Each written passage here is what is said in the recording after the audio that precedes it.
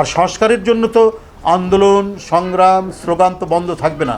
জনগণের জন্য যা কল্যাণকামী, জনগণের জন্য যা অপরিহার্য, সেটার দাবি তো থাকবেই। এই দাবিগুলোর সাথে রাজনৈতিক দলের একটা মিথস্ক্রিয়া, একটা ইন্টারাকশনের মধ্যে দিয়েই তো আমাদের সংস্কারগুলো বিবর্তিত হবে, এটা এগিয়ে যাবে এবং আমরা সত্যিকার অর্থেই একটি গণতান্ত্রিক সমাজ, একটি মানবিক সাম্যের সমাজ আমরা প্রতিষ্ঠিত করতে পারব। আমরা ন্যায় বিচার ভিত্তিক একটি সমাজ আমরা প্রতিষ্ঠিত করতে পারব। এখানে নির্ভয়ে মানুষ, প্রতিটি মানুষই হবে ইন্ডিপেন্ডেন্ট, স্বাধীন এবং শক্তিশালী। কেউ কারো দ্বারা ভয়ার্ত থাকবে না এবং আমার শেষ আশ্রয় থাকবে বিচার বিভাগ, যেটার নিশ্চয়তা দিয়েছিলেন শহীদ রাষ্ট্রপতি জিয়াউর রহমান, যিনি সেই স্বাধীনতা যুদ্ধের ঘোষণা থেকে তার ক্ষমতাসীন থাকা অবস্থায় এই গণতন্ত্রের প্রত্যয়গুলি প্রতিষ্ঠা করেছিলেন, যেটিকে আরও প্রলম্বিত করেছিলেন তার সহধর্মিণী এবং এদেশের এক গণতন্ত্রের অকুতভয় যোদ্ধা দেশনেত্রী বেগম খালেদা জিয়া। আমরা সেই পথ অনুসরণ করেই আমরা আবারও এই দেশে গণতন্ত্রের পথ চলা এবং গণতন্ত্রকে শক্তিশালী এবং জোরদার করব। তার জন্য বাংলাদেশ জাতীয়তাবাদী দল বিএনপির প্রতিটা নেতাকর্মী ঐক্যবদ্ধ, প্রতিটা নেতাকর্মী অঙ্গীকারবদ্ধ। তারা সেখান থেকে এতটুকু পিছপা হবে না।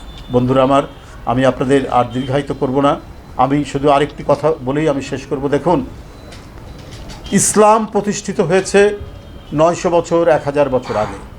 আমাদের পীর মাশায়েখরা তারা এই দেশে অনেক আগে থেকে ইসলাম প্রচার করেছেন। ইসলামের যে সাম্যের বাণী, মানবতার বাণী তারা প্রতিষ্ঠা করেছেন বলেই বাংলাদেশের প্রত্যন্ত অঞ্চল সহ সারা দেশের মানুষ আজকে ইসলামের আদর্শে বিশ্বাসী। নতুন করে আবার ইসলামের বাস্তবায়ন করা, ইসলাম প্রতিষ্ঠার তো কিছু নাই, কিন্তু একেবারে ইসলামের নামে বা ধর্মের নামে রাজনীতি করে জনগণকে বিভ্রান্ত করে যদি কোনো কিছু রাজনৈতিক ফায়দা তোলার যদি কিছু চেষ্টা করা হয়, সেটা এদেশের মানুষ মানবে না। এদেশের মানুষ গণতন্ত্র প্রিয়, এদেশের মানুষ ধর্মভীরু, এদেশের মানুষ ইসলাম প্রিয়, সবই ঠিক আছে, কিন্তু কাউকে কোনোভাবে চিত্রিত করে, বাজেভাবে চিত্রিত করে নিজের ফায়দা লোটা, এটা নিশ্চয়ই ইসলামিক মূল্যবোধের পরিপন্থী।